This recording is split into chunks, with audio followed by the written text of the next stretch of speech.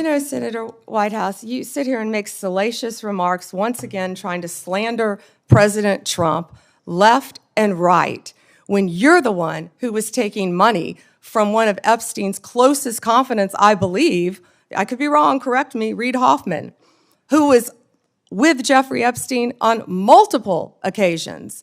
And the senator sitting right next to you tried to block the flight logs from being released.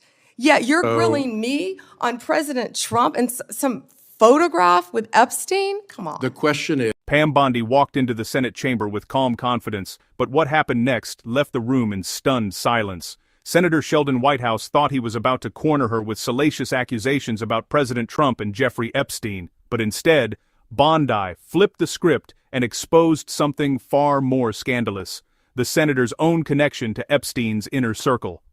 Senator Whitehouse began with a smug tone, citing public reports that Jeffrey Epstein had shown people photos of President Trump with half-naked young women. Before we dive in, make sure to hit that subscribe button and turn on notifications so you never miss another explosive hearing breakdown like this one. Seat back and let's dive right in. Let me ask you something else. There's been public reporting that Jeffrey Epstein showed people photos of President Trump with half-naked young women.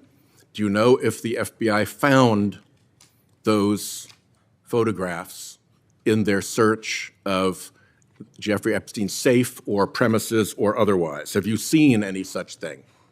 You know, Senator Whitehouse, you sit here and make salacious remarks, once again trying to slander President Trump left and right, when you're the one who was taking money from one of Epstein's closest confidants, I believe, I could be wrong, correct me, Reid Hoffman, who was with Jeffrey Epstein on multiple occasions. And the senator sitting right next to you tried to block the flight logs from being released. Yet you're grilling me on President Trump and some photograph with Epstein? Come on. The question is, did the FBI find those photographs that have been discussed publicly by a witness who claimed Jeffrey Epstein showed them to him? You don't know anything about that? Okay. Here's what well, no, we cut to something else. The Marshal Service is supposed to protect our federal judges. I have asked repeatedly for the Marshal Service to let me know if they are investigating or being inhibited from investigating whether or not there is orchestration of threats against federal judges, whether under either conspiracy laws or racketeering enterprise laws or aiding and abetting laws, whatever.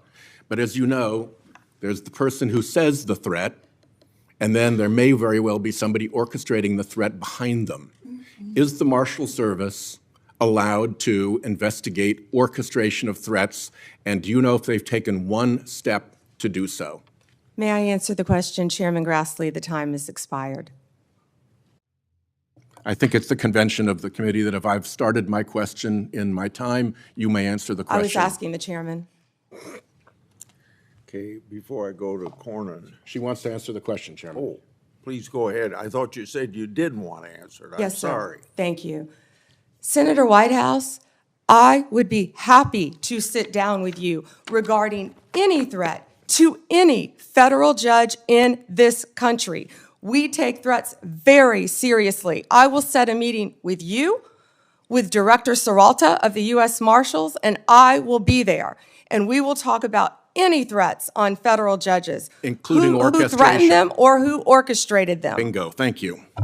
Okay, before Cornyn speaks, I get kind of amused about my Democratic colleagues bringing up Treasury suspicious activity reports regarding Epstein. When Senator Johnson and I issued our Biden family reports in 2020, we used information from these very same type of documents. And you know what? We were criticized by our Democratic colleagues for doing so, And for years, they ignored the evidence of the Biden family criminality. In a hearing meant to corner her, Pam Bondi didn't just defend herself, she turned the entire narrative upside down. While Senator Whitehouse tried to smear President Trump with unverified claims, Bondi hit back with facts and exposed the hypocrisy behind his words. She reminded everyone watching that those pointing fingers often have their own hands deep in questionable dealings. Her composure under pressure, her refusal to be bullied, and her ability to redirect the conversation toward truth and accountability showed why Pam Bondi stands out as one of the most fearless voices in Washington. She didn't crumble under political theatrics. She confronted them head on. In that moment, Pam Bondi proved that strength isn't about shouting the loudest, but about standing firm in integrity when the spotlight burns hottest. She walked into that hearing surrounded by accusations and walked out with the upper hand, leaving Senator Whitehouse and his allies exposed, embarrassed, and utterly silent. Pam Bondi won that exchange not through arrogance, but through courage, and that's what true leadership looks like.